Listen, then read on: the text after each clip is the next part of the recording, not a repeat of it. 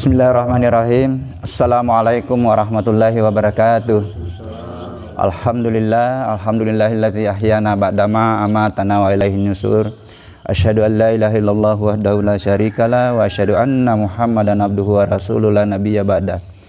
Hadirin sidang jamaah subuh yang insyaallah dimuliakan Allah, Pak Rektor, Pak WR, pemiliknya Dato. Yang insya Allah dimuliakan Allah, Pak Haji. Alhamdulillah rupanya dari Jakarta ini berapa malam kita sama-sama. Puji dan syukur senantiasa kita panjatkan kehadirat Allah, Tuhan yang menggenggam jiwa manusia pada saat mati dan tidurnya, melepaskan sebagian sampai batas waktu yang kita tidak tahu kapan, bagaimana, dan di mana. Tetapi kita harus yakin bahwa kehidupan di permukaan bumi ini hanya sementara. Masih ada 3 terminal yang akan kita hadapi, dan keselamatan di terminal berikutnya sangat ditentukan dari apa yang kita lakukan di bumi ini. Kaifa takfuruna billahi wa kuntum amwatan fa ahyakum tsumma yumitukum tsumma yuhyikum tsumma ilaihi turja'un. Ketahuilah manusia bahwa pada awalnya ini kita tiada, berasal dari ketiadaan. Kemudian kita hidup di permukaan bumi ini, hadir di bumi dengan menggenggam syahadat. Alas birabikum qalu bala syahidna. Bukankah aku ini Tuhanmu? Kita semua sudah pernah menjawab, betul engkau Tuhan, aku makhluk, aku hamba dan siap menghambakan diri.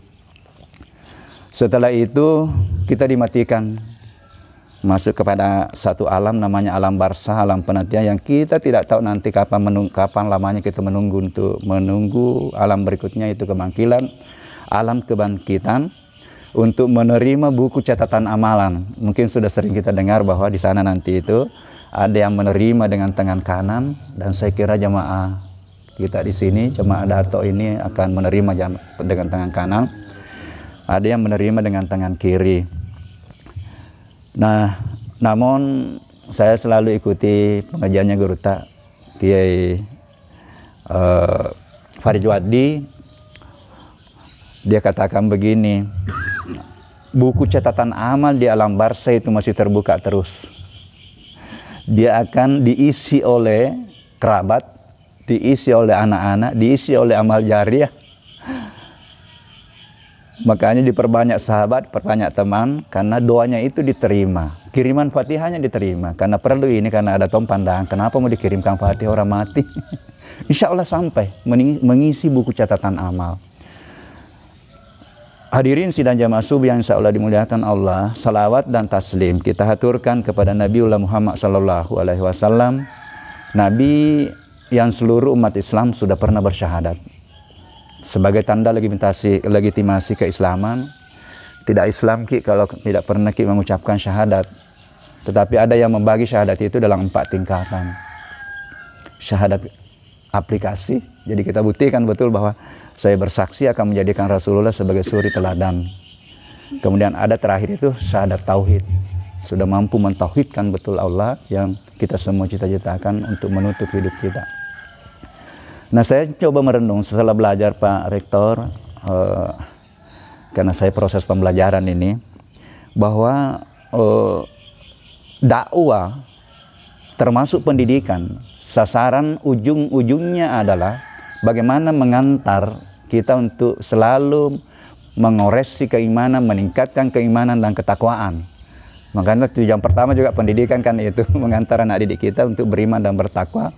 Yang lagi kontroversi ini katanya yang blueprint pendidikan yang baru-baru ini dirumuskan untuk menghadirkan mahasiswa yang terampil, dihilangkan katanya itu. Padahal ujungnya itu ketakwaan. Terampil nanti juga mengantar mahasiswa kita atau alumni kita untuk bertakwa kepada Allah. Hadirin sidang jamaah subuh yang insya Allah dimuliakan Allah. Nah, untuk menuju pada bagaimana mempertahankan keimanan dan meningkatkan ketakwaan, itu tidak terlepas dari 3 aspek. Yang pertama adalah selalu mengoreksi atau memperbaiki hubungan kita dengan Allah. Inilah bagaimana implikasinya kepada amalan-amalan ritual. Alhamdulillah ini sudah salat tadi awal waktu. Ini rahasia kehidupan setelah saya belajar, karena ayat memang mengatakan hafizu alas salawati was salawatil usta, jagawi waktu-waktu salatmu. Kenapa? Inna sholata kanat alal mu'minina kitaban mauquta, bahwa sholat wajib itu aku sudah tetapkan waktunya. Tetapi fikih yang memberikan kita kebebasan. Tidak apa-apa Ji, lohor itu menjelang asar, tidak apa-apa. Tetapi rahasia kehidupan ada di awal waktu rupanya, setelah saya belajar. Yang kedua adalah bagaimana hablum minan nas, hubungan kemanusiaan. Disinilah ini terkadang agak berat. Kita lolos di dalam bagaimana menata ibadah ritual kita, tetapi mungkin belum saya lolos di dalam kemanusiaan. Ini koreksi besar juga bagi saya. Tetapi insya Allah ketika kita nanti mencoba naik tingkat, tidak mudah kita menyalahkan orang, tidak mudah menganggap orang itu salah. Nah, kemudian yang ketiga ini yang jarang disampaikan, bagaimana berinteraksi dengan alam, lingkungan. Ada yang mengatakan bahwa hablum minan nas itu sudah tersirat. Saya bilang, apa salahnya kalau saya suratkan? Inilah misi saya berdiri di mimbar untuk mencoba bagaimana menghadirkan dakwah lingkungan. Saya silakan spiritualisasi dan spiritualisme lingkungan. Sehingga saya katakan bahwa 3 P dimiliki ini baru bisa kita bisa mencapai predikat kemuliaan tertinggi atau ketakwaan yang sebenar-benarnya takwa. Bahkan saya mencoba bahwa definisi lingkungan yang mengisi pikiran kita dulu, bahwa segala sesuatu yang ada di luar kita, itu saya mencoba, saya bilang masih koma di situ. Segala sesuatu yang ada di luar diri kita, yang bersambungan dengan diri dan bahkan membentuk diri. Inilah saya dapat dari Al-Quran. Bahwa semua kita ini tersusun dari unsur lingkungan, tercipta dari tanah, kan lingkungan tanah. Tercipta dari unsur air, wa ja'alna minal ma'i kulla syai'in hayyin, bahwa seluruh yang hidup itu aku ciptakan dari air. Di sinilah saya mencoba bagaimana merenungkan apa rahasia di balik rumus air itu H2O. Karena kalau kita renungkan, kalau air berasal dari H, berasal dari O, berarti pada hakikatnya air itu berasal dari ketiadaan juga kan? O tidak kelihatan, H tidak kelihatan, tetapi ketika dia melebur bersenyawa menjadi H2O, ya kelihatan. Nah ini, jadi lingkungan, kita sudah dapat data, Indonesia saja itu tinggal 40% hutan. Ini luar biasa, jadi makanya efeknya ke iklim, efeknya kepada siklus air. Karena kita tahu bahwa yang memperbaiki siklus air itu kan tanaman. Nah ini yang dihancurkan oleh manusia. Dan saya katakan begini, apa yang terjadi itu adalah ayat. Saharal fasad fil barri wal bahri bima kasabat aydinas liusikahum ba'dallati amilu la'allahum yarji'un. Terjadi kerusakan di laut dan di darat, itu akibat ulahnya manusia. Saya bagi 3 ulah sekarang Pak Reto, mohon maaf. Jadi saya kembangkan bukan hanya ulah fisik, tetapi bisa berarti kebijakan pemerintah yang tidak berpihak pada lingkungan. Kemudian yang ketiga adalah teknologi yang dihasilkan para ilmuwan yang tidak memperhatikan kelestarian lingkungan. Nah saya kira kita di pertanian itu sebenarnya konsep-konsepnya sudah ada, tinggal sentuhan-sentuhan kalbunya untuk bagaimana di dalam proses pembelajaran dan bagaimana menata teknologi ke depan. Saya baru sadar bahwa rupanya pidato pengukuhan guru besar saya yang merevidisi, ada 2 saya redefinisi waktu itu, inilah mengantar cara berpikir saya rupanya berdiri di mimbar. Yang pertama saya redefinisi waktu itu Pak Rektor, bahwa pertanian itu yang diajarkan kita upaya memaksimalkan produksi, memanfaatkan sumber daya alam, memaksimalkan produksi. Jadi memang ujungnya untuk memaksimalkan. Jadi saya mencoba waktu itu mengoptimalkan dengan memperhatikan 3 aspek, sehat lingkungan, sehat produksi atau ramah lingkungan, kemudian produktif. Apa implikasinya di dalam pengembangan teknologi? Kalau misalnya potensi teknologi itu misalnya 7 ton per hektar dengan pendekatan bahan kimia, boleh jadi pendekatan mengurangi bahan kimia hanya 6,5 ton, terimanya 6,5 ton. Karena pada hakikatnya seluruh yang hidup itu diciptakan oleh Allah tidak sia-sia. Saya bahasakan pada saat mengajar, nah gulma itu juga itu adalah makhluk Tuhan. Serangga itu juga makhluk Tuhan. Nah, disinilah lahir konsep-konsep pengendalian hama terpadu, tetapi belum pernah disentuh anak didik kita bagaimana memadukan antara konsep itu dengan apa kata Tuhan di dalam Al-Quran. Yang saya bahasakan spiritualisasi ilmu. Nah, tadi saya pakai Mapanupu itu menarik ayat itu. rupanya merusak lingkungan itu masuk golongan orang fasik. Ada 3 golongan orang fasik memutuskan silaturahmi yang sudah diperintahkan oleh disambungkan. Kemudian salah satunya tadi adalah merusak lingkungan, termasuk orang fasik, dan sulit untuk mendapatkan keberkahan dari Allah. Bahkan ada ayatnya lah, ini yang jarang diangkat ini. Orang yang merusak lingkungan itu disamakan dengan membunuh manusia tanpa alasan, sehingga hukumannya bisa hukuman mati. Ini waktu saya perlihatkan itu ayat kepada salah seorang pimpinan pondok pesantren di Makassar, kaget juga. Artinya ayat ini tidak pernah diungkap bahwa betapa konsekuensinya itu di hadapan Tuhan ketika kita merusak lingkungan. Karena kenapa? Memang lingkungan ini hadir menurut saya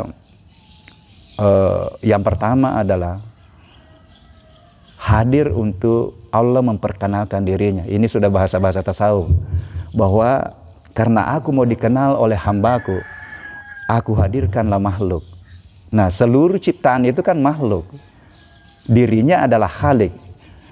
Jadi laut adalah jalan untuk mengenal Allah, tanaman adalah jalan untuk mengenal Allah. Ada ayatnya juga, ada ayatnya, wa fil ardi ayatun lil mukinin wa fi anfusikum afala tubsirun. Di luar dirimu bertebaran ayatku untuk mengenal aku. Di dalam dirimu juga ada. Pernahkah kamu mengenang betapa jantung tidak pernah berhenti berdetak? Apa yang mengantar itu ditemukan sekarang ilmuwan. Ada satu titik, ya, di mana di situ ada cahaya, dan sumber cahaya itu belum dipahami dari mana ke cahaya itu. Kalau sudah tidak bisa dijelaskan secara ini, dari mana? Berarti dari Allah itu. Ya, ini ada rahasia-rahasia di kalbu. Itu yang ditemukan oleh sains sekarang. Nah, untuk lingkungan tadi, untuk mengenal dirinya, dikenal di fotosintesis, dikenal di tanah, dikenal di zat-zat lain. Kemudian kedua, lingkungan hadir untuk dikelola, tapi dilarang untuk merusak. Kulu washrabu min rizqillah wala ta'sau fil ardi mufsidin. Makan dan minum rezekiku, tapi janganlah kamu berbuat kerusakan. Nah, rupanya setelah saya belajar ini, kemarin saya sampaikan Pak Haji bahwa rupanya saya bilang menanam tanaman adalah itu juga bagian dari insya Allah amal jariah. Amal jariah. Jadi di tanaman yang selama ini, di pertanian yang kita hitung itu unsur produksi yang bernilai uang. Tidak pernah kita menghitung berapa oksigen yang keluar pada saat berfotosintesis. Saya mencoba menghitung itu lebih tinggi nilai uangnya ketika oksigen yang dihasilkan tanaman itu diuangkan. Karena harga oksigen di rumah sakit itu kan 25.000 per liter. Nanti kita sadar bahwa dibeli setelah kita sakit. Makanya dijaga kesehatan. Nanti sadar itu semua ini wah gratis oksigen ini. Wah, luar biasa itu. Nah, itu menakjubkan itu 7-8 liter per menit. Saya terkadang juga kenapa bisa banyak sekali? Nah, ini orang kesehatan, referensi dari orang kesehatan. Jadi 1 menit kita mengisap udara itu 7-8 liter. Berapa oksigen di situ? 20%. Kali. Jadi saya coba hitung-hitung itu baru unsur nitrogen dari udara dengan oksigen yang kita hirup itu kurang lebih kalau diuangkan 144 juta satu orang per hari. Masya Allah, Allahu Akbar. Ini yang saya coba mendekati bagaimana mensyukuri nikmat dengan memperdalam pemahaman kita terhadap apa yang kita nikmati di dunia ini. Termasuk itu tadi. Jadi saya kalau mengajar akhirnya saya masuk ke situ juga hitung. Saya hitung berapa oksigen yang dihasilkan, berapa karbon yang diikat. Yang selama ini sin karbon itu selalu hanya orang kehutanan. Saya bilang orang pertanian juga, karena tidak pernah berhenti. Apalagi kalau misalnya selama 1 tahun di sawah itu, tidak pernah berhenti ada tanaman, berarti sebenarnya kalau diakumulasi sin karbonnya itu juga banyak. Nah, ini saya biasa bahasakan sisi lain pola tanam. Jadi kalau perlu itu, lahan itu tidak berhenti ada tanaman, supaya dia berkontribusi sebagai sin karbon. Nah, hadirin sidang jemaah subuh yang insya Allah dimuliakan Allah. Jadi inilah misi saya mencoba berdiri di mimbar dan merubah paradigma berpikir kita di dalam bagaimana merenung ke depan, bagaimana ilmu ini bisa kita kembalikan ruhnya, yang saya bahasakan spiritualisasi ilmu, karena sudah 400-500 tahun setelah dibaratkan ilmu, hilang ruhnya. Karena bayangkan dalam sisi filsafat saja dikatakan ilmu itu bebas nilai. Saya mencoba memasuk pada mengkonstruksi filsafat ilmu dalam tanda petik, karena ini perjuangan berat. Karena sebagian teman sudah pesimis, saya bilang tidak. Mulai dari ontologinya itu harus kita semua sepaham bahwa objek forma ilmu pengetahuan atau sudut pandang ilmu pengetahuan adalah hakikinya untuk mengenal Tuhan dan untuk mendekat kepada Tuhan. Kemudian yang kedua adalah epistemologinya, pendekatan saintis nanti, metode ilmiah harus dilengkapi dengan saya bahasakan metode alamiah. Kalau sudah terjadi suatu fakta, Barat tidak mau terima kalau dia tidak rasional penyebabnya. Kita harus mempengaruhi Barat bahwa yang irasional pun kalau sudah fakta itu adalah suatu kebenaran. Banyaknya terbukti di kesehatan, diklaim oleh dokter sudah tidak bisa hidup, tinggal 4-2 bulan karena kanker. Banyak yang bersikir, baca Quran, hilang kankernya. Ilmu Barat tidak mau terima. Ini kan sudah fakta. Ini anaknya Pak Darmansa. Baik, luar biasa itu. Sudah sempat dia pergi, sudah banyak saja membaca Al-Quran ini. Karena insya Allah kehidupan sana nanti itu juga kehidupan. Kita akan ketemu nanti di sana. Ketika kembali hilang itu kanker otaknya. Hilang, mengering kanker otak. Ini kan di luar logika tapi suatu fakta. Barat tidak mau terima yang begitu. Dan untuk pertanyaan itu bisa saja ke depan nanti itu saya bacakan doa tanaman dan bisa bertumbuh subur. Dan sudah ada bukti. Anggrek yang dipelihara oleh majikan jauh lebih bagus pertumbuhannya daripada dipelihara oleh tukang kebun. Berarti ada unsur keikhlasan di dalamnya. Ada unsur komunikasi dengan ini kan majikannya yang ini kayak berarti anggrek itu lebih bagus. Ini sudah ada fakta. Jadi bisa saja ke depan itu pertaniannya itu bahwa bisa didoa-doakan itu bisa tumbuh dengan baik. Bisa saja. Nah inilah yang saya coba suarakan. Kemudian dari aspek etika dan keindahan atau aksiologi yang selama ini Barat kan hanya mengukur dari etika kemanusiaan. Saya bilang harus ditambah 2. Etika kealaman dan etika kepada Tuhan. Bagaimana tanggung jawab kita kepada bagaimana alam dan bagaimana tanggung jawab kita apa kata Tuhan di dalam mengelola alam ini. Saya kira itu mungkin menjadi renungan bagi kita semua bahwa di dalam menata hidup ini ada 3 hal yang perlu kita perbaiki: hubungan dengan Allah, hubungan dengan kemanusiaan, dan hubungan dengan alam. Ketiga inilah yang akan mengantar kita untuk mencapai predikat ketakwaan yang sebenar-benarnya takwa, yang kita harapkan menutup hidup kita, karena itulah tiket untuk selamat. Tadi penupuk itu abasyiril ladzina amanu wa amilus solihati annalahum jannatin tajri min tahtihal anhar. Katakanlah kepada umat manusia yang melaksanakan amalan-amalan baik yang dilandasi dengan keimanan, insya Allah tempatnya itu adalah surga. Yang tanya surga, ya meskipun dalam tingkatan tinggi katanya menurut Guru Tak ya Haji Nasaruddin Umar, nanti itu kalau kita sudah sampai pada tataran tingkat tinggi, kita beramal itu bukan cita-cita surga, tetapi beramal untuk bertemu dengan Tuhan. Itulah tingkatan tertinggi. Kita berdoa bukan harapan untuk diterima oleh Allah doa kita, tetapi doa adalah bagian dari ibadah untuk lebih mendekat kepada Tuhan, bahkan untuk bagaimana kita nanti bertemu dengan Tuhan. Itu tingkatan-tingkatan tasawuf yang saya ikuti di beliau. Saya kira itu sekali lagi mudah-mudahan ada manfaatnya, dan kita berdoa kita nanti ditutup hidup kita dengan mendapat panggilan khusus dari Allah. Selalu saya tutup ini. Ya Tuhan nafsul mutmainnah irji ila rabbiki radiyatan mardiyah fadkhuli fi ibadi wadkhuli jannati. Hai hambaku yang berhasil menata hidupnya dengan 3 jalan tadi, menduduki posisi ketakwaan yang sebenar-benarnya takwa, masuklah ke dalam golongan hambaku yang aku ridha, dan masuklah ke dalam hambaku yang masuk surga. Diundang. Jadi saya katakan rupanya ini semua dicari ini, karena saya coba mempelajari Al-Quran 2 jalan kematian. Ada memang yang dipasang nyawa keluar, tetapi ada yang diundang. Inilah tadi ayatnya. Diundang oleh Allah. Masuk makin ke sini. Ini semua yang dicari. Jadi kehidupan ini berawal dari mengaku di hadapan Allah sebagai hamba. Alastu birabbikum qalu bala syahidna. Mencari jalan dengan penuh tantangan tadi untuk diakui sebagai hamba. Saya kira itu, mudah-mudahan ada manfaatnya. Mohon maaf atas segala kekurangannya. Wallahu muwaffiq ila aqwamit thariq. Wassalamualaikum warahmatullahi wabarakatuh.